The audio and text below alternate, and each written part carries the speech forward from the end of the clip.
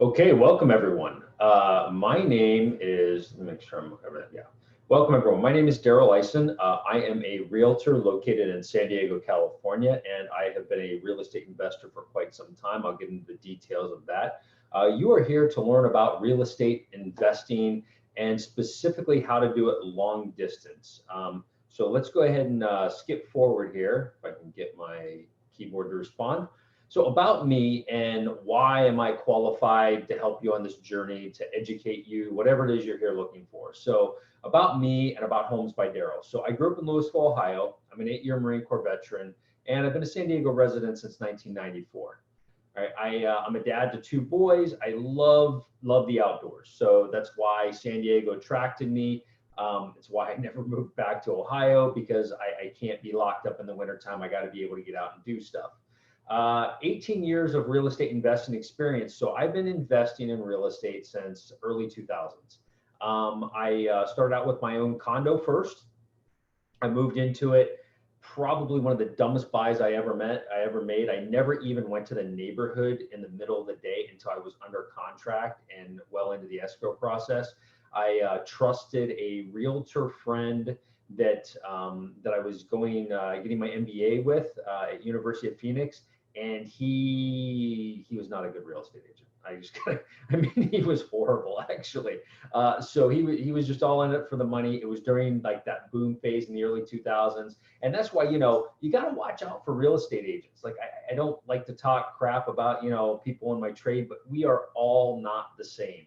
You've got people that do this on the side, and there's nothing wrong with that. I actually do it on the side, but does doing it on the side complement what you do in your real life? I'm a sales engineer in my real my full-time job that I do, and I have experience working with people, closing transactions, going through the technical aspects. I also have a real estate investing background. I'm familiar with real estate. I worked in construction in the Marine Corps.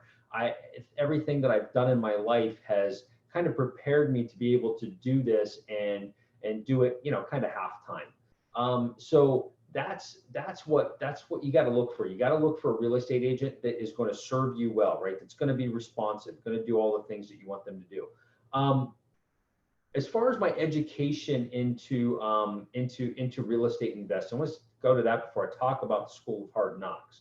So I went through Rich Dad Coaching, Robert Kiyosaki's program. If you've never read Rich Dad Poor Dad, you have to read that before becoming a real estate investor. I will not even help you if you have not read Rich Dad Poor Dad. I'm sorry. I've got a couple other books to recommend for you, but that was a mindset book. It gives you kind of the understanding of giving you a why. Bigger Pockets. It's a great website, great portal, great forums for real estate investors. I'm a pro member on there, but the podcast, oh my God, the Bigger Pockets podcast, they've got like 4 of them now, I think. Don't quote me on this. But if you're new to this, the Real Estate Rookies podcast is awesome. The Real Estate podcast, they're at like over 400 episodes now on that. I think I just listened to 403 earlier today when I was walking my dog. Just packed full of information. It's like getting a PhD. If you listen to all those episodes, it's like getting a PhD in real estate investing. Okay, and then books, and lots of books with mindset on business, on real estate, whatever it is, and then mentors. I've had a lot of virtual mentors. I've had a couple, real mentors. I work with a real estate agent, Russ. He is a mentor of mine. I've got virtual mentors like Grant Cardone and some of the people with Bigger Pockets that I listen to. I follow their stuff. A mentor doesn't have to be someone that you physically know. I'm here to help and be your mentor, and we'll talk about that a little later. But let's talk about the School of Hard Knocks. What I'm here to do is save you from the School of Hard Knocks. So I bought that condo in near North Park in San Diego. I did all right on that. I bought it at the right time, paid $175,000 for it, lived in it for a couple years, bought a house in Rancho Penasquitos when I got married, and rented the condo out. Pretty much broke even on the condo when it was all said and done every year. Maybe I lost maybe $100 a month when you count maintenance expense and things like that, but not too bad for the appreciation that you get in Southern California. It's not, you know, everyone will tell you like getting into real estate investment, make sure it's cash flow positive, make sure it's cash flow positive. Well, I'm here to talk about cash flow positive real estate with you today, but if you're investing for appreciation, it's not so bad if you're a little negative every month, as long as you can afford to be negative. And as long as you look at it as, look, I'm investing that extra money into something that's appreciating. But appreciation's a betting game. I choose to invest in cash flowing property because my goal is to get my passive income up to where it equals my take home, and then that gives me financial freedom. But back to the school of hard knocks. By the way, I get easily sidetracked, so I love to tell stories. So if I get on a sidetrack, hey, someone just tap me and interrupt me. I mean, come off mute, say, hey, you know, you're getting off there. Anyway, so I bought a fourplex in Las Vegas in 2005. Let me tell you about that fourplex. That fourplex I paid about $480,000 for. I put $100,000 of my own money into that fourplex. My own money that I took out of my 401k and took a tax hit on. I had not educated myself. First of all, I didn't know I could have not taken it out of my 401k. I could have rolled it into an IRA, self-directed IRA, and I could have invested it from there and never taken the tax hit. I didn't know that, right? Number two, I just bought that thing at the wrong time, and I trusted everything everybody told me because I didn't know what I was doing. I trusted my real estate agent that he had my best interest at heart. My real estate agent wasn't used to dealing with investors. He didn't know how to run the numbers, how to make sure I was going to be cash flow positive. I trusted the sellers I was going to be able to get $800 a month in rent for each one of these fourplexes, each one of these 2-bedroom, 2-bath units. Guess what I was getting every month? About $550, right? So that's $350 per unit. You think that maybe crushed my cash flow a little bit? Absolutely. Put it negative. Then on top of that, a year after I bought the place, it went from thousands of people coming to Vegas to live every year to thousands of people leaving every month, right? I couldn't keep tenants in there. I couldn't keep paying tenants in. I couldn't keep tenants in. I had a fire in one of the units. Everything that could have went wrong went wrong. And then 2008 hit. And 2008 hit, the value of that fourplex went from $480,000 when I bought it to $125,000. I had to walk away from it. I had no choice. I had to walk away, and it was painful. It hurt my pride, everything I grew up with in small town Ohio with my dad, with your name and your word as your bond, and you pay your bills and everything else. It was really, really hard. And it was hard for me to think, hey, this is a business decision I'm making, but I did it. I let go of it. It took me a couple years to get back into real estate investing after that. Around 2010 when I started going through all this education. I still had that condo though. That condo had appreciated. That condo never went below what I paid for it because I bought it back in 2001. And I was able to break even on it. Eventually I was making money on it every month. By the time I sold it in 2014, I sold it.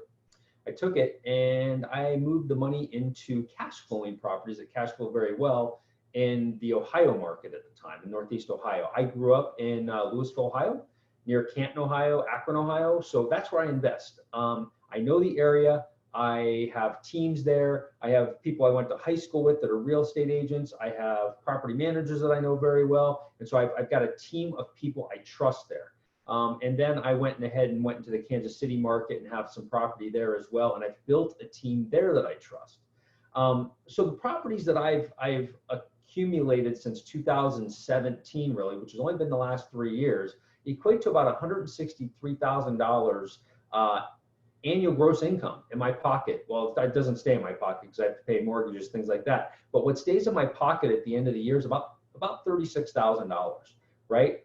So I own 7 duplexes, 1 triplex, and you know it's really rewarding. And I've fixed these things up; they look beautiful, you know, and really, I'm providing housing in areas where people don't normally get super nice housing at an affordable price, and they're willing to pay a couple $100 more a month to get something that looks like it's out of HGTV. Oh, I'm sorry, back arrowing. So investing in Southern California, let's talk about that. And why would you invest here in Southern California, and why wouldn't you, right? Because I don't want to take people out of their comfort zone without first letting you know what the pros and cons are. And most people that come to me are like, yeah, I'd like to invest here in Southern California. And if you're not an educated investor, if you haven't really looked at it, you don't know what you don't know, right? So the pros, values have trended up faster than most markets in the last 30 years. It could be a safe bet on appreciation over the long term. It could be, but we don't know. Right now, market feels a little toppy, right? And especially with COVID, prices have shot up. I really think once inventory levels go back to where they are, prices are going to go back to where they were pre-COVID. I don't think they're going to go much below that in the near term, but I don't know. I'm not a genie, or I'm not a psychic. I don't know what's going to happen in the future. So high demand for housing. There's a high demand for housing here. We have a housing shortage. So that means that prices are going to usually keep going up when you have a supply and demand issue, right? In that direction anyway. The cons, the market is currently at the highest it's ever been in history. And like I said, we could be at the top of a cycle. There are very few opportunities to find a property that can positively cash flow. You don't just find them, by the way. You have to make deals that are going to be cash flow positive. And unless you're someone that's already been doing flipping and those sorts of projects in this market, it's going to be really hard for you to enter, and the entry cost is going to be very, very high, which I have here too. It takes a lot more of a down payment because the average price of housing is much higher. On the I put on the other side as a pro that it's close to home, so you can self-manage. I also put that as a con. And the reason why I put that as a con is when people self-manage their properties, they oftentimes do not treat it like it's a business. And if you want to be a real estate investor, even if you have one property, you should treat it like it is a business, because it is. Okay. So I always recommend that even if you are going to self-manage and you're going to buy something close to home, or even you could self-manage remotely too. I don't recommend it. I recommend running your numbers as though you had a property manager. And the reason why is, what happens if something happens to you? What happens if you get transferred out of the country for your job and you want to take the opportunity, right? But now you don't want to take a 8 to 10% hit on property management because you can't afford to. Trust me, don't go into the deal unless the numbers work with property management, okay? Tenant laws in California greatly favor the tenant. It's really hard to evict someone here. And you can imagine if you've got someone paying $3,000 for rent and it takes you 6 months to get them out, that is going to hurt you, and it's going to hurt you bad, right? So, that can be very, very painful. In the markets that I'm in, the most it takes is 30 to 60 days to get someone out, and the rents are a lot less, right? Someone's paying $700 a month, or even up to my highest rent is $1,250 a month. I can handle that, especially with having multiple units. I just take the hit somewhere else, and it never comes out of my pocket at the scale that I'm at, even though I'm not at a big scale yet. I'm still at a pretty small scale, but I've got the snowball effect going too, and I'm growing. So I mentioned the high cost of entry, and then you get a low return on your investment, okay? You don't get as much of a percentage back on your investment, so your ROI doesn't look quite as attractive. I just need a sip of water. All right, so let's say you want to invest in real estate. What are your options? Well, you don't just have to be a landlord. You don't have to own rental properties. There's other options in investing in real estate.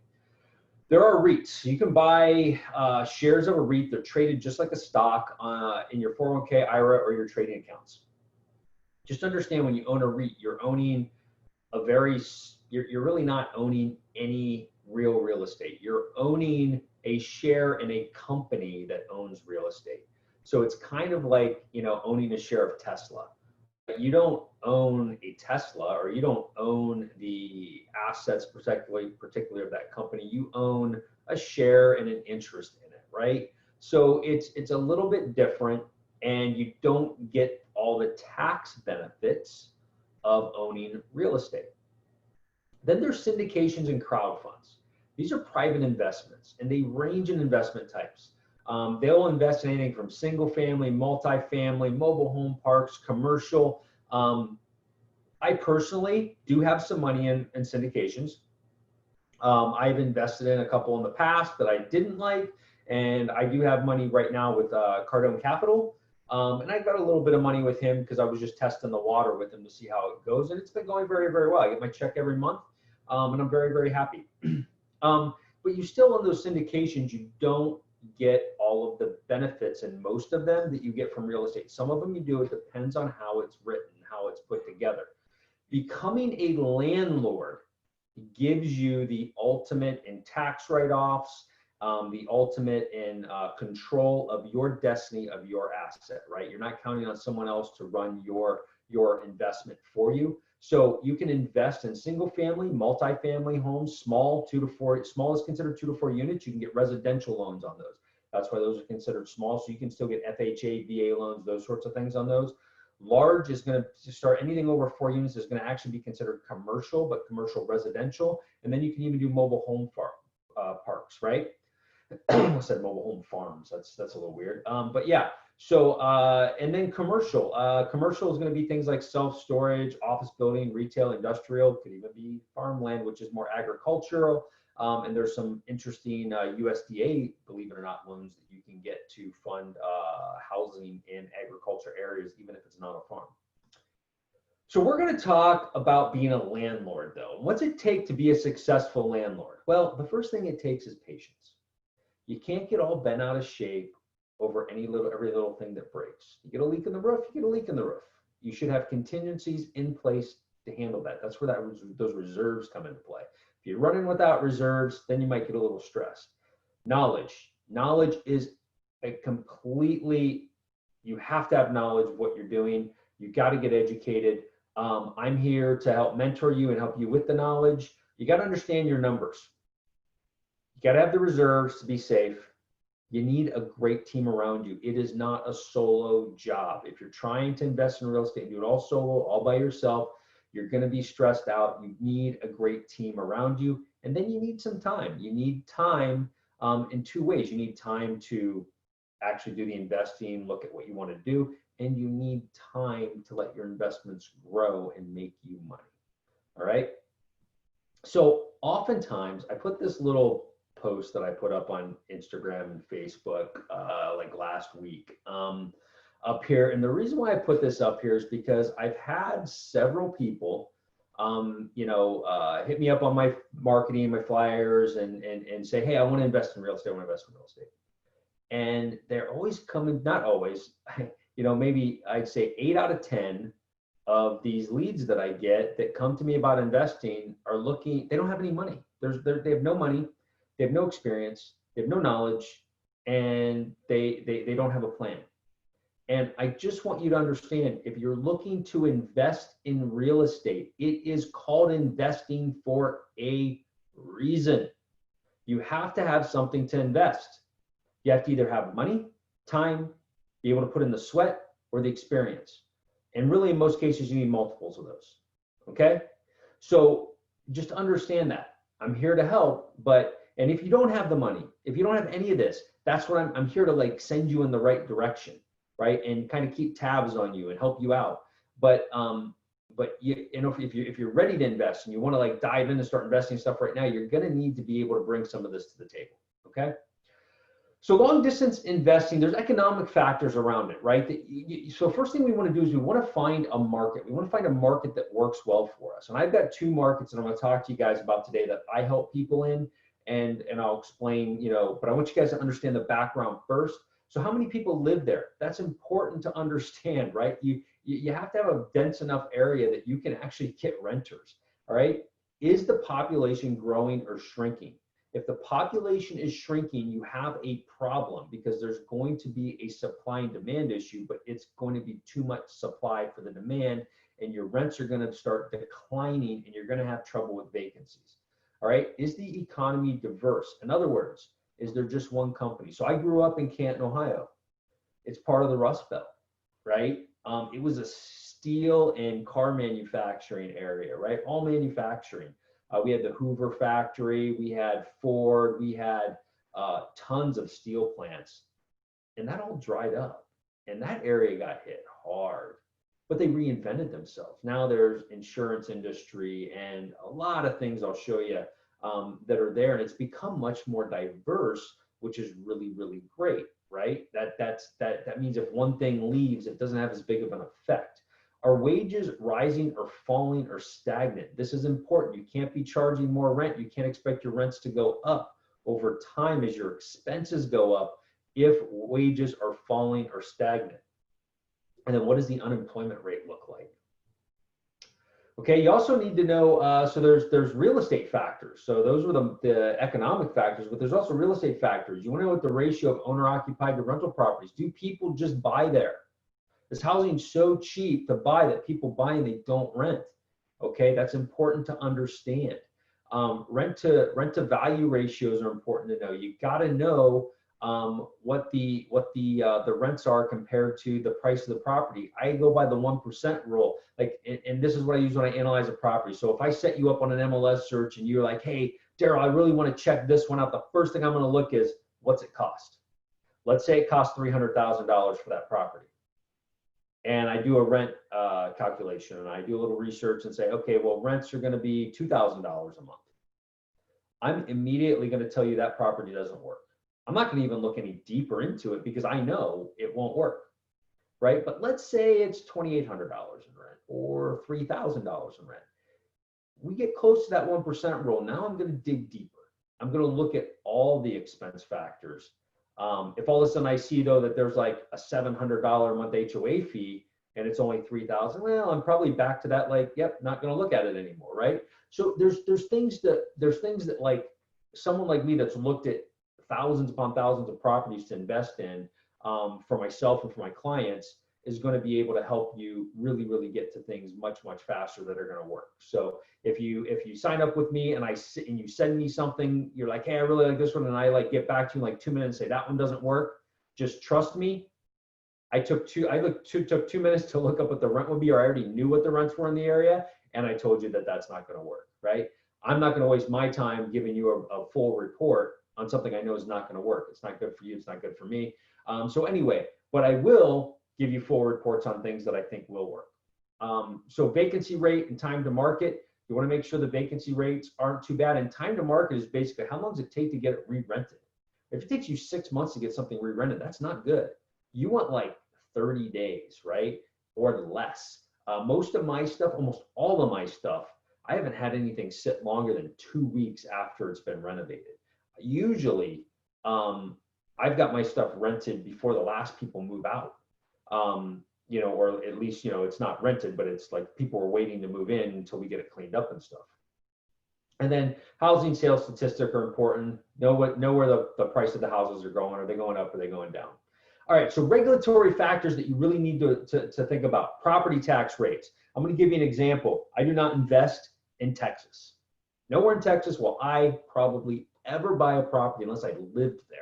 And the reason why is because their property taxes are out of hand. Sure, there's no income tax there, but they get you back on the property taxes, right? The property tax can be 2-3%. So I don't invest there, right? So you have to have an understanding of the tax rates. Property insurance rates. So it's really easy. You get an insurance agent that you trust and you just stick with them and you have them do all your insurance for you. That's what I do. I have I have multiple policies on all my different places, but I just go to one agent for all of it. They handle it for me and I don't worry about it, right? I might be able to save $100 here, a couple $100 there if I go and did it all with different companies, but that's a pain to manage and it's not worth my time. Municipal landlord taxes. So keep in mind that there could be taxes that are landlord taxes. I can tell you Canton, Ohio has one. They're small, they're pretty minor. There's one here in San Diego, and Kansas City has one. Some of the areas I'm in, like in Akron, the area I'm in Akron does not, no, I'm sorry, Akron does. North Canton, I'm in North Canton, they do not have one. So, and then you want to understand local landlord tenant laws. How easy, the big question, how easy is it to evict someone? Okay. All right, so let's talk about where I invest. I like Northeast Ohio. I grew up there. I don't like it enough to live there anymore, but I like it because there's a lot of really, really grit, hardworking, blue-collar people there. Okay, these are people that work, they have good jobs, and they pay their bills for the most part, right? I've had very little problems with evictions on properties once I've put in my tenants. I've had, you always have problems. You're almost guaranteed to have problems when you have tenants that you inherit, but you have to calculate that into your, your expenses. Oops, sorry guys. So the Akron-Canton area. So basically Stark and Summit counties in Ohio. Counties are kind of small there. I think, geez, the whole state of Ohio could probably fit in San Diego and Orange, maybe Riverside counties, right? So, the counties are pretty small and they have a lot of them. So Stark and Summit counties are kind of where I focus, partly because my team focuses there. So my property manager, I try to stay within my property manager's range of management because I don't want to manage multiple property managers. And I have a great property manager in Brad Hayes and his team. So, like I mentioned, it's considered to be part of the Rust Belt. Excuse me. Okay, since 2008, the area has reinvented itself, creating stable jobs, right? Diverse employment. So they've got diverse employment now. Lots of colleges and universities, big healthcare presence. I like to invest like near hospitals, right? You buy places near hospitals. You get nurses, you get travel nurses. I have a friend that solely caters to traveling nurses. Like that's what he rents everything to. They're there for anywhere from 6 weeks to a year, and they pay a much higher rate on rent. And he kind of gets, because he signed up with these travel nursing companies, they just automatically basically fill his place for him. The steel industry, there's still presence in the steel industry. There's still a big factory called Timken there. Food processing, there's a lot of food processing plants. There's a lot of farming there. Spectrum Communications has a huge campus there. Goodyear, Dunlap, and Firestone are all there. So, and the Akron is kind of the rubber capital of the world. There's still a large presence there with them. So I work with Hayes Realty and Property Management. They are taking care of my properties. And then what I do is, if you come to me and you want to look at the Northeast Ohio area, I put you in touch with my friends at Hayes, and they will essentially set you up on an MLS search.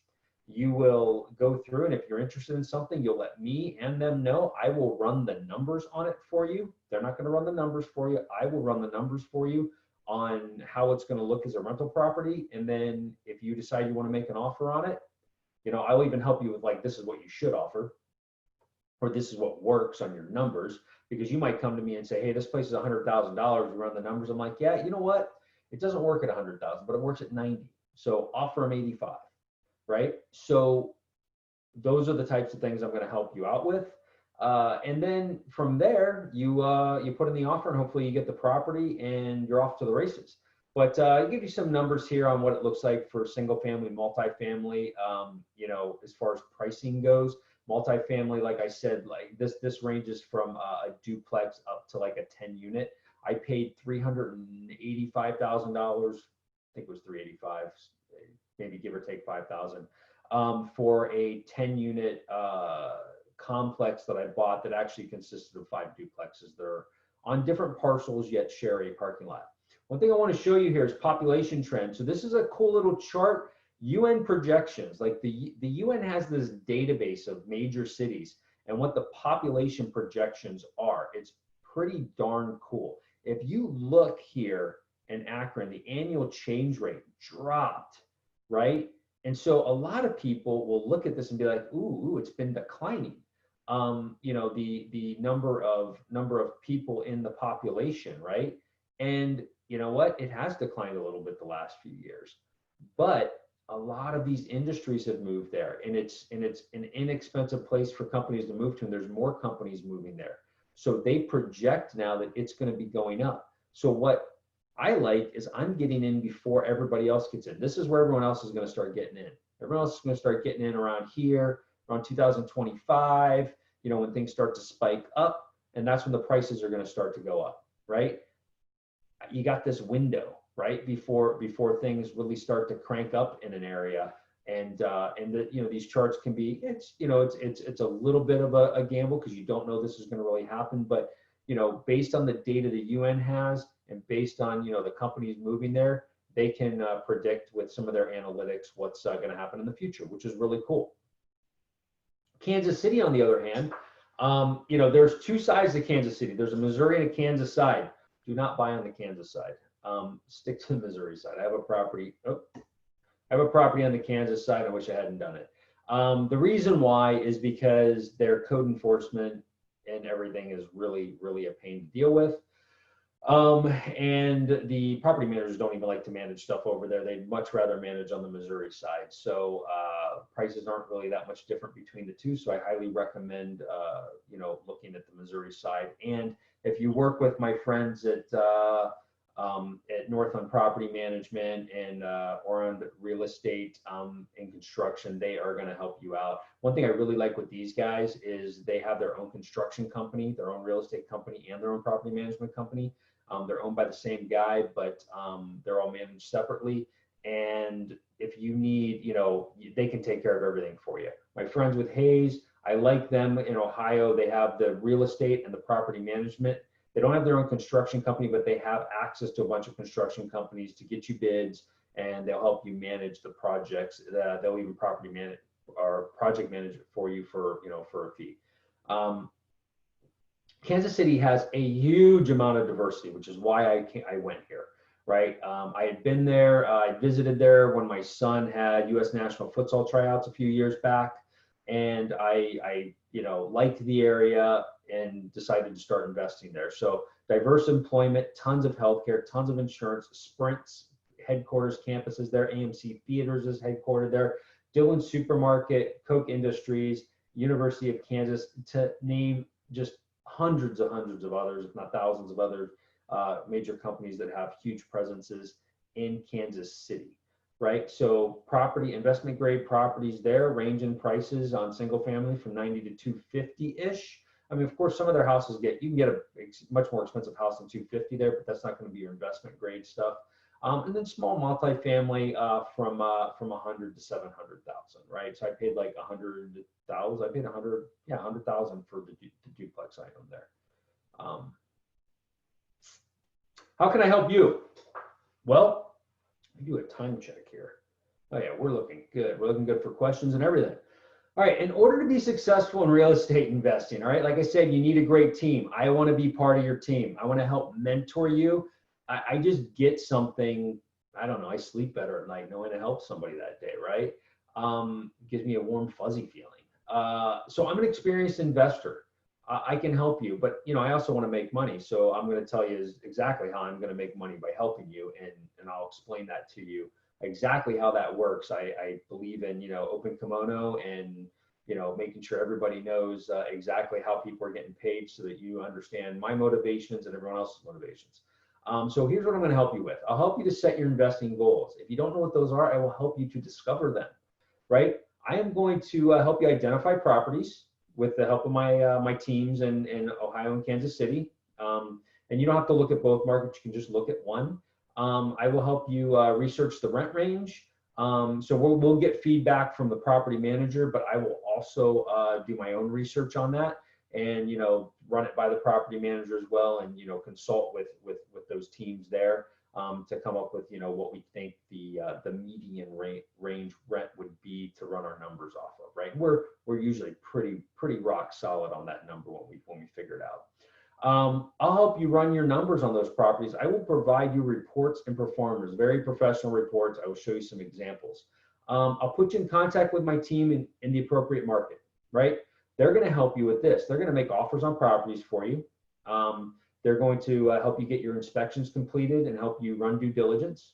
I'll help you run due diligence on the numbers. They'll help you with, you know, the rest of it with getting your inspections and everything else. I'll look at the inspection reports too, and I will advise you on those things.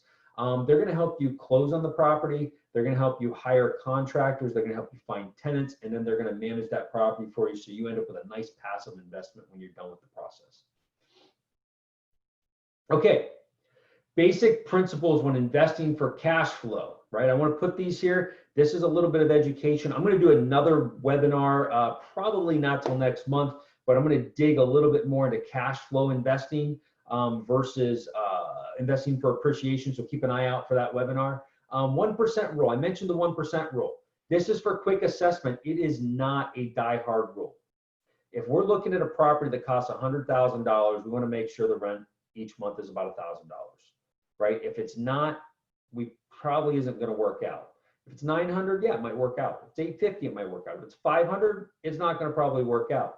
On the other hand, if a property costs $500,000 and the rent is $4,000, it could work out.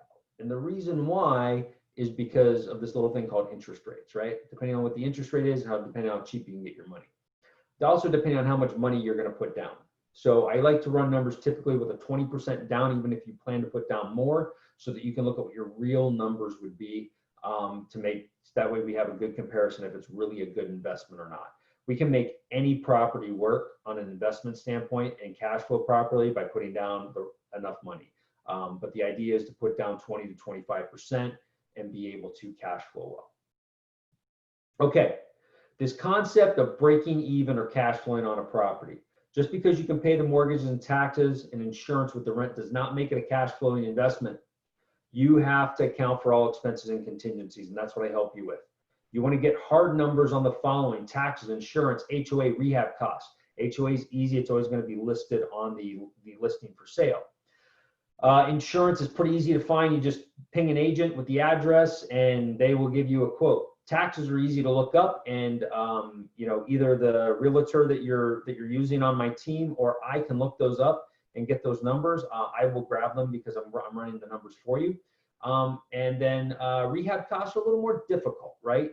We can do some estimates, and I can do some quick estimates based on what we can see in photos and things like that. But until you get that inspection report in your hand, you don't know if there's some things that are hidden. And sometimes when you cut into it, you don't know if there's things that are hidden. That's part of the risk of it. But the really cool thing is pretty much every real estate investment works out as long as you hold on to it long enough. All right. Now there's the soft numbers. Those are things like utilities, maintenance, CapEx, vacancies. Ideally, you want something where the tenants pay all the utilities and you don't have to worry about that. I have one property, two properties really, that I have to pay a sewer bill on one property, which is not a big deal because it's a fixed bill every month. But I have another property where I have to pay the heat and the water. It's a triplex. It's like a 100-plus-year-old property. You know, not something I would buy. I don't look at that age of properties anymore. I bought it. It seemed like a really good deal. It does cash flow very, very well, but it has a little more problems than I like. So I like to stay 1950s and newer. So maintenance, CapEx, and vacancies. These are my automatics. Depending on what you're buying, I might adjust these, right? Utilities, right? If we need to figure that out, if it's shared utilities that you need to pay, we gotta figure out what those ranges will be and account for them. And then maintenance, I'm going to usually calculate a 5%, CapEx 5%. So CapEx is putting money in the bank for when something big breaks or needs replaced. So every month you're putting 5% aside to pay for a roof or a water heater or a furnace, okay? Or all the above. Vacancies is putting money in the bank so that when someone moves out, you've got a little bit extra money in the bank in your reserves to cover the gap, all right? BRRRR, the concept of BRRRR is buy, rehab, rent, and refinance. So this is value add real estate investing. You can buy something that's already fixed up. You're gonna pay more for it. You're not gonna have to account quite as much for the CapEx. You can maybe drop that a little lower to like a 2.5 or 3%. But if you do this and you add value add, then you can probably do that as well. If you're doing a full rehab and replacing a lot of mechanicals, the roof, things like that. I have a duplex in Kansas City. I did a down to the studs remodel on, and all new AC, all new water heaters, all new plumbing, everything, all the pipes in the place, everything is brand new. I only account 2.5% because when is the next time I'm going to have to replace something major there? It's going to be a while, right? Everything's new. It's got a new roof on it. I'm not going to do a roof for 30 years, right? So I'm pretty safe. So I put a little less money aside on that one. And then buy, rehab, rent, refinance is exactly what it sounds. You buy a place, you rehab it, you get it rented, and then you refinance it. So usually you're buying it with some sort of bridge loan or private money because you can't get a regular loan on it because it needs too much rehab.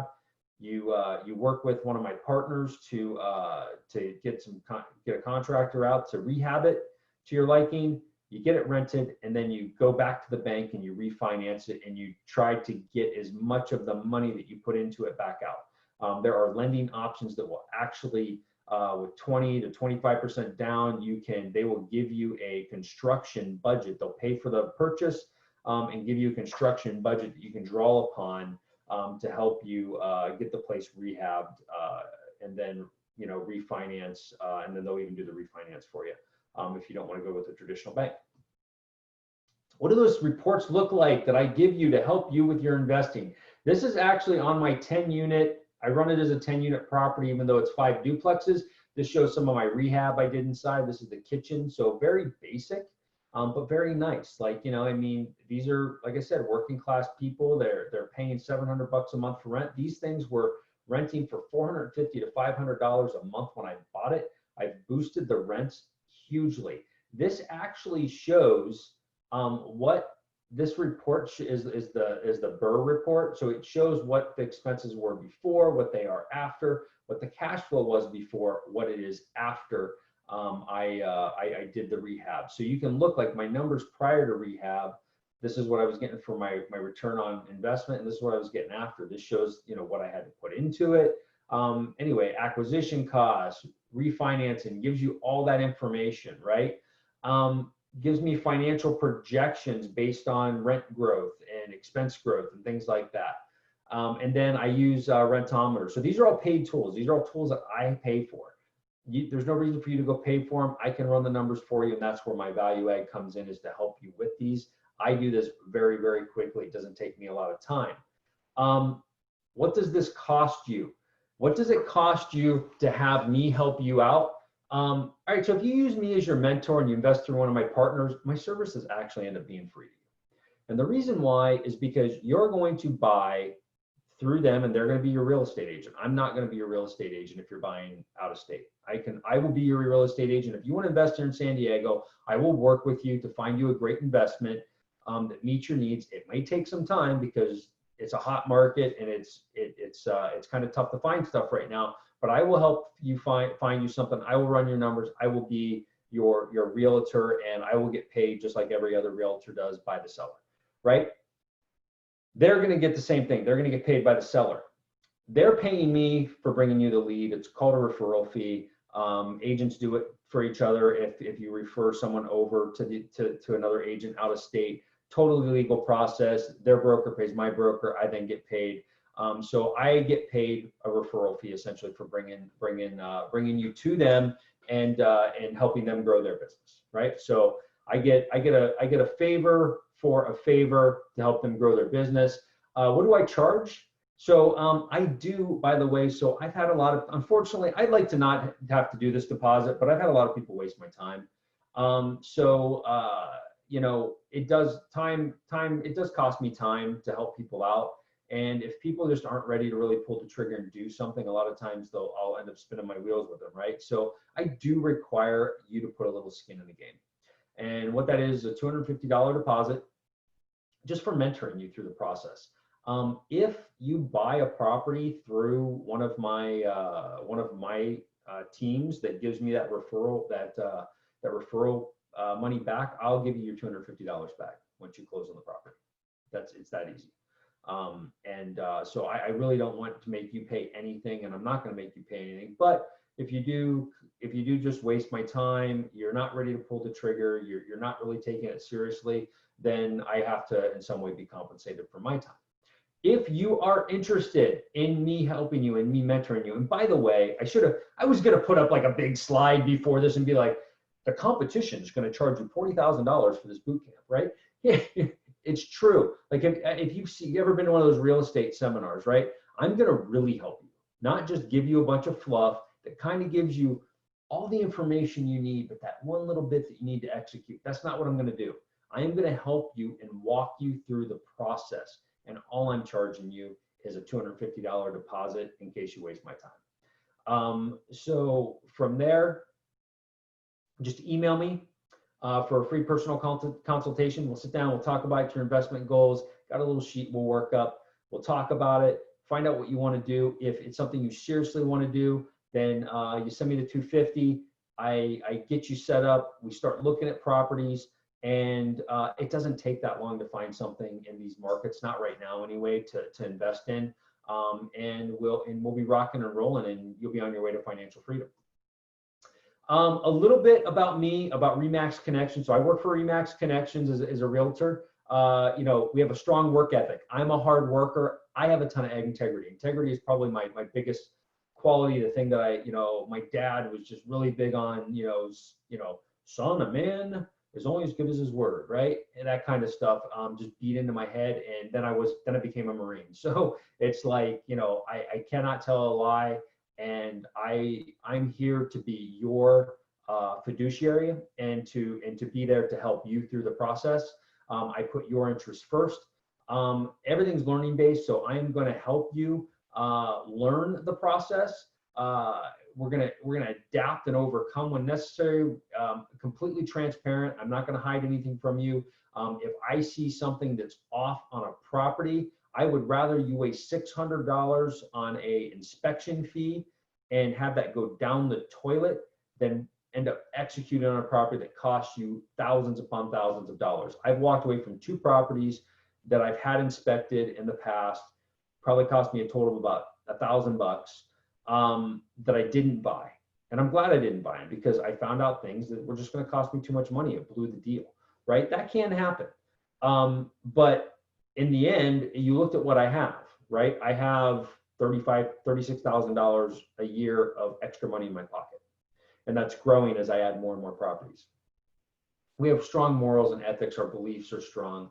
At this time, are there any questions? Go ahead and put them in the chat.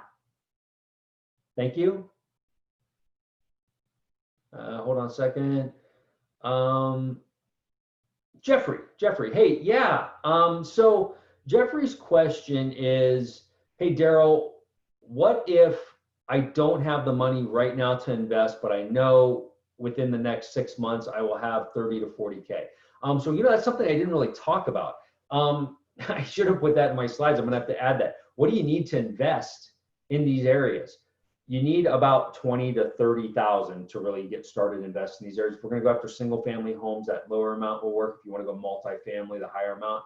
I recommend doing single family first, and part of the reason why is you have less expenses. Like when you do multifamily, you're paying for lawn work, snow removal, that kind of stuff.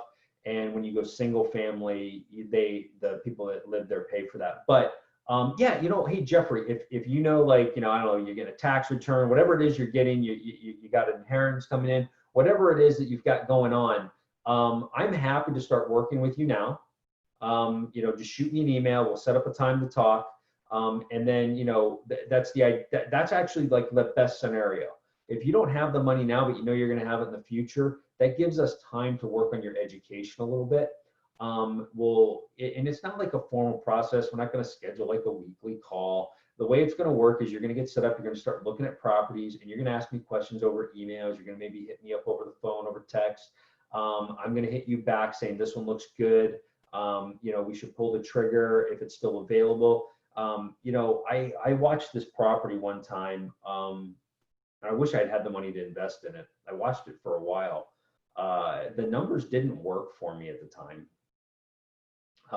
They wanted, I think, like 95,000. It had sat for like over a year. It needed a lot of work, but it was a fourplex, and it really would have worked out nice. But I couldn't pay more than 75,000 for it. That was just the number that worked for me. And it was actually owned by a nonprofit. And so I had made him an offer. I had flown out, I had looked at it. I didn't have it formally inspected, but I looked at it and decided not to buy it at the time because they couldn't get to my number.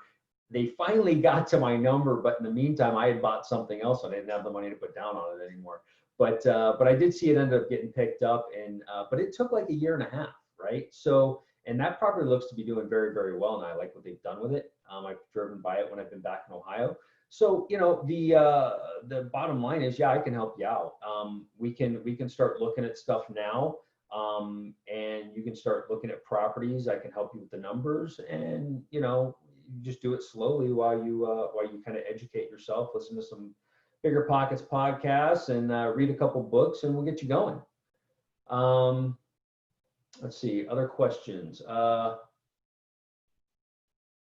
Sarah, yeah. So, hey, Sarah's question is about crowdfunding or like syndications. So Sarah wants to know like how do you know if you can trust a syndication? These things all have to be registered with the SEC, and they're either going to be there's two kinds. I don't remember what they're called. I can describe them both for you. One of them is basically open to all investors, and they can advertise, and they can get investors of all shapes and forms, right? The other one, they cannot advertise, and it only goes to accredited investors, right? But they can actually advertise to accredited investors, but they have to or people that they know, right? You can go that way as well. So these syndications, there's a lot of rules around them, but they're only as good as the people doing the investing. So you want to make sure it's someone you trust and you trust what they're doing. I go with Cardone Capital for just a little bit of hedging, a little something on the side. He's investing in really, really large, hundreds of thousands of unit apartment complexes, these luxury apartment complexes. And I like what he's doing. And so I put a little bit of money with him. I trust him. He's big. He's been around for a while. So hopefully that helps you on that. But again, if you want the ultimate control, being a landlord is the way to go. But if you want it to be completely passive, I like syndications over REITs. REITs, I don't trust them as much. It's not really about the real estate as much as it is. It's subject to REITs are subject to market fluctuations in the stock and bond market. Which should have nothing to do, don't have anything really to do with the real estate market at the end of the day. Let's see what we're doing on time. We've got a couple more minutes here. Let me take one more question. Okay. Harold, thank you. Yeah, so Harold would like to know, this is a good question. Why? This is a question everybody has. When is the next market drop coming? I assume you mean the real estate market drop. And just a little bit of education, there's multiple markets. The big problem that happened in 2008 is they all crashed at the same time, right? The real estate market has done very well. It's been on a run now since about 2010. So we're going on a decade run. Interest rates are super low. The Fed is pumping up the market. Obviously, they're trying to keep it going by dropping interest rates. It's made the affordability of a house, even though housing prices, when you look at like San Diego, housing prices have gone up, but the affordability has actually gone down because of interest rates. So your payments less than it would have been had you paid a little bit less money and gotten a higher interest rate. The thing to keep in mind though is like, hey, if you get in at like a 2.5% interest rate right now on a house, when are you ever going to refinance that to get a better deal out of it? You're not. I mean, don't get me wrong. It's not a bad thing. It's a good thing. But, on the flip side, if you bought a house, let's say the house is now worth $850 and you're paying for it and it was $800, right? Or $750, because I've seen houses go for almost $100,000 over list price in my neighborhood in this market since COVID. It's crazy. But let's say you got that and your interest rate was 3.5%, 4%, right? And then something like this happens, you bought the house cheaper, now you can refinance and now you get your payment even lower. So I really think my prediction, and by all means, don't hold me to this, but I really think when inventory levels go back up, which they are starting to rise in Southern California, when they get back to normal, and when interest rates go back to normal, when those two things happen, I think the growth we've seen in the real estate market in San Diego this year will go back to where it was before. I think we're going to lose that percentage. I don't know what the latest one is. We're 10, 15%, 20% in some areas growth this year. I really think that recedes. Okay. I don't think it's going to crash, but I think it's going to recede. But you know, you never know what's going to happen. Things depend on things like the election too. So who knows? I'm not going to go, one way or the other on this election thing. I think they're both crazy. But but anyway, so that's all I have. Thank you all for your time. The rest of the questions, by the way, there's like 5 or 6 I didn't have time to answer. I've got them. I'll have them in the. They'll be saved, and I will respond back to you guys individually on those questions. They will get answered. So look out in your email for those. So hey, hit me up on my email address if you're interested in investing in Northeast Ohio or Kansas City, and I would love to help you guys out. Have a good one.